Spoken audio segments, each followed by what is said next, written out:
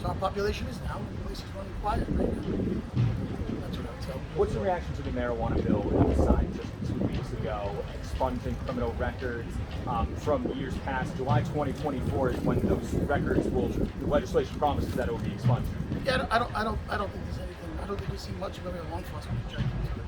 You know, it's a reality. If that's the General Assembly approved, then you know what? They've broken it up It's not people to making keep people in there long enough. Business is at good the enough. ACI for possession of marijuana. Do you see this as a domino effect for a lot of the other bills that people here are rallying and coming together for today? I would hope not, because some of the concerns are some of this bad legislation. You know, we see signs that abolish prisons. You know, incarcerate. That's almost as bad as to abolish the police, defund the police. Those are things that, you know what, the average community doesn't support. You know, Ask them mine about right the now- release of mine personal right now records at a Senate, city's or I'm out sorry, a of state control. hearing. You know, the city of Providence is dying right now. Why is the Because prison of focused crime. on rehabilitation? You know, so that's the problem. That's the And real if you had a question. message to people today who, talking down on ACI, to all these claims, someone who's worked there for years, what would that be? I would say the ACI. Give us some fans in- extremely well-run place. And How to be a actually, millionaire. Alvin does an incredible job. with it. Violate human rights. I've been there 38 years. 38 And I can tell you, years. It's not gonna speak what was against there- who what he was there worked for. When I started in 1984, it's totally different now. And you know what? I'd be willing to sit down. Talk about the panel people with who've any died of in these custody. individuals to put the facts Oh, out. who, like That's Pizzazz? Jose Franco, a lot of people died in custody. Anything else? No, that's all. Thank you. Thank you so much. I appreciate it. Thanks. Free her. Yes. All right, you're up. Go ahead. Thank you, sir. Thank you. Come Sir, on. sir, you're gonna interview us? Of course. Awesome. Excellent. Yeah, don't do one side. Yes. So I said we saw you, right?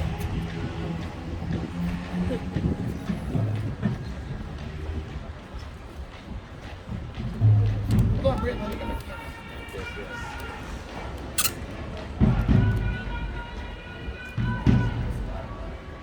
So I don't have a cameraman, so if you guys can bear with me. No here, worries, sorry about no that. worries. Check.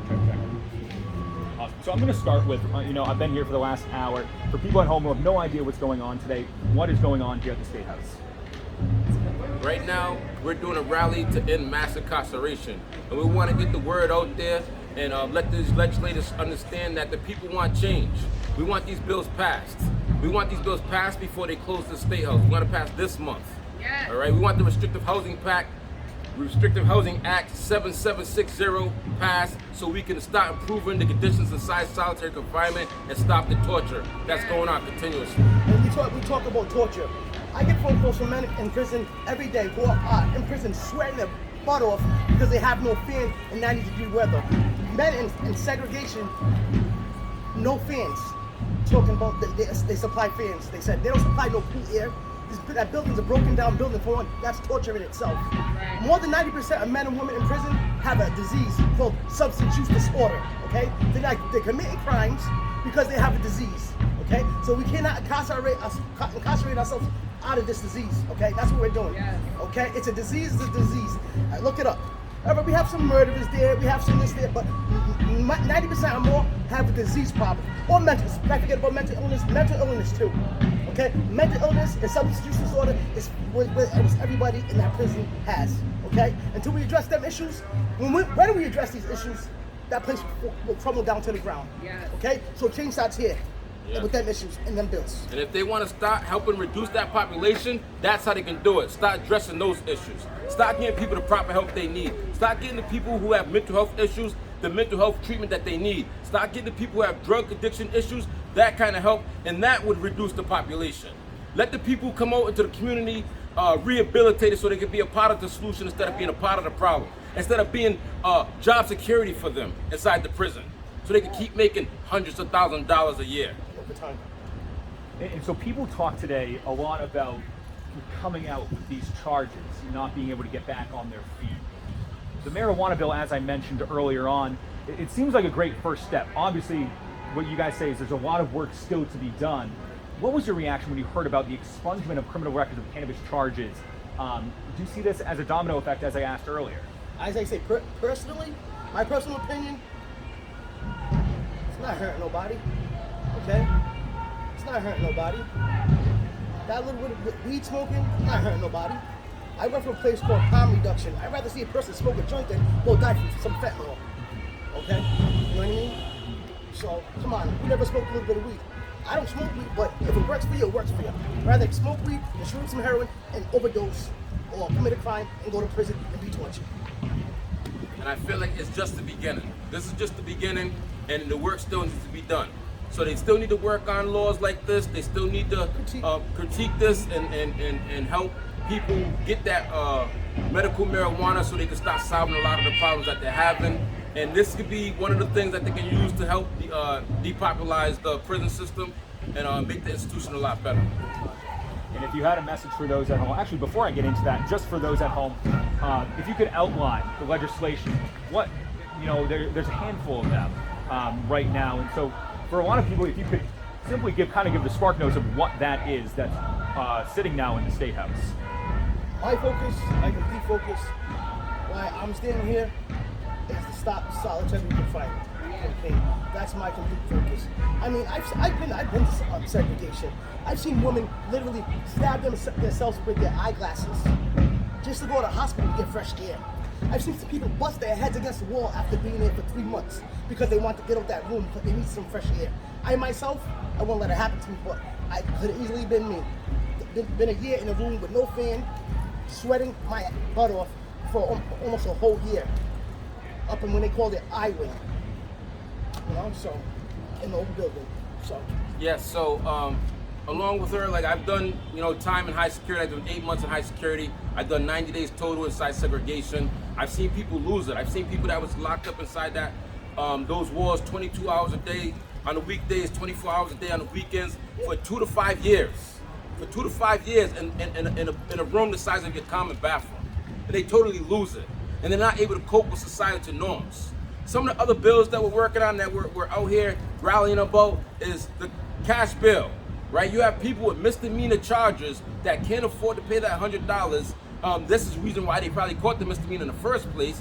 We want to get these people recognizance, personal recognizance, right? That will help depopulate the prison system. You got people sitting there for 30 days, just over $100. There was actually a gentleman who was in jail on a $100 bill, and he couldn't get out. And you know what he did? First, he slit his wrist, and he didn't die fast enough, so then he hung himself. I had to clean that blood off the wall. I had to untie those knots, okay? Some of the other bills that we're working on here is helping improve the probation and parole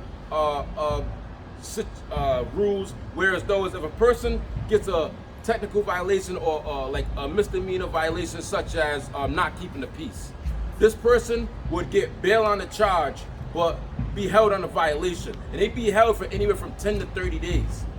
In that 10 to 30 days, they can lose relationships, they can lose cars, they can lose apartments, they can lose houses, they can lose children, right? What we want to do with that bill is get them bail on the violation.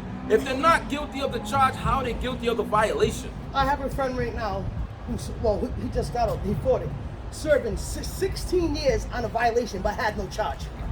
16 years in prison on a violation, but the charge did not stick. Does that make any sense? It just don't. And on a personal level, you talk about solitary confinement. It seems like one of the biggest points of topic here tonight. Do you guys have any personal anecdotes about what it's like to be in that type of environment for those who have no idea what it is here?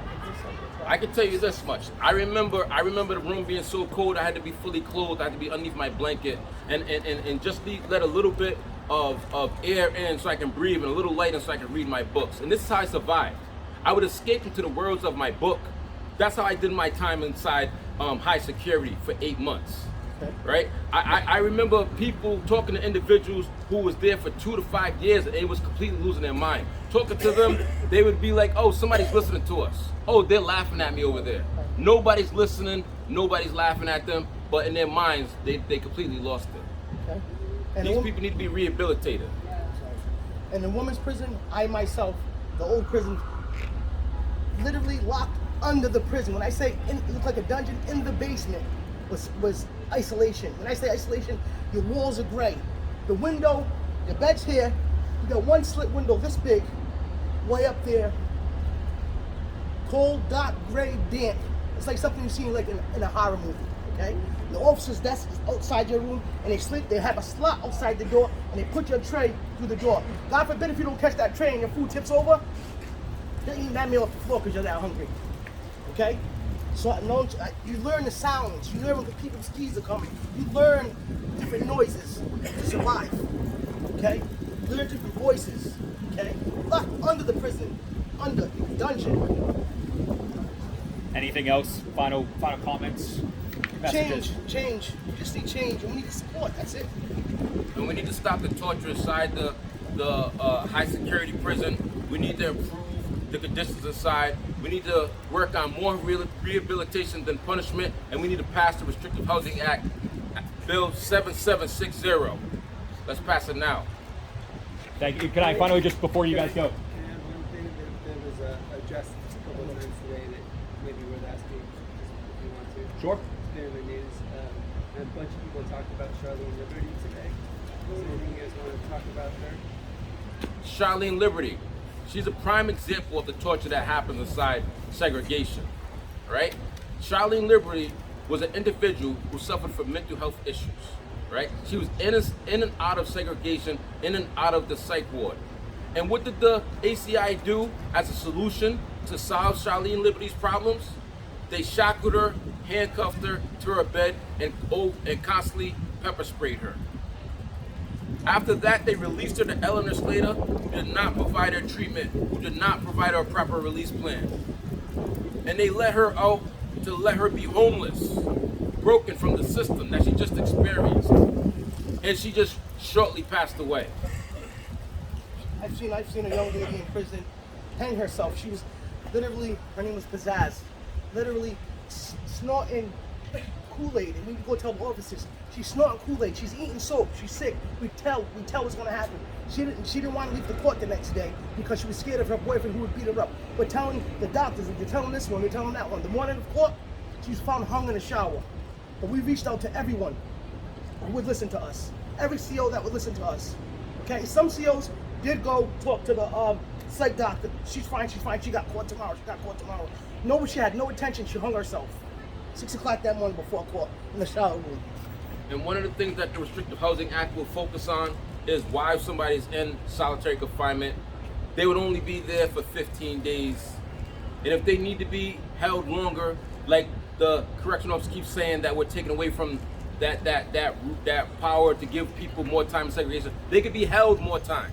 They just need a hearing to say that, you know, they deserve that amount of time, evaluation, they get that little evaluation, and then they could be held more than 15 days. But the bare minimum is 15 days, and that's the United Nations law. And on top of that, while they're in there, they can get the proper treatment from psych docs, they can get the proper evaluations, they can still work on their rehabilitative courses, and as well as their educational courses. Which individual do you want in your community? The individual that sat in a box, got no education, no rehabilitation, or do you want the individual that's been reformed? The individual that can come out and maintain a positive relationship with co-workers and family and friends. Somebody that can be a part of the solution versus being a part of the problem.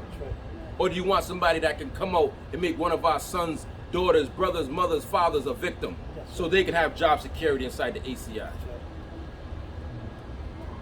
Can I also just get your names, the spelling of that, and where you're from? My name is Brandon Robinson. I'm from South Providence. My name is Tara, T-A-R-A-H, Dorsey, D-O-R-S-E-Y, live in North Providence. Thank you guys so much. I really appreciate your time. Thank you. Thanks.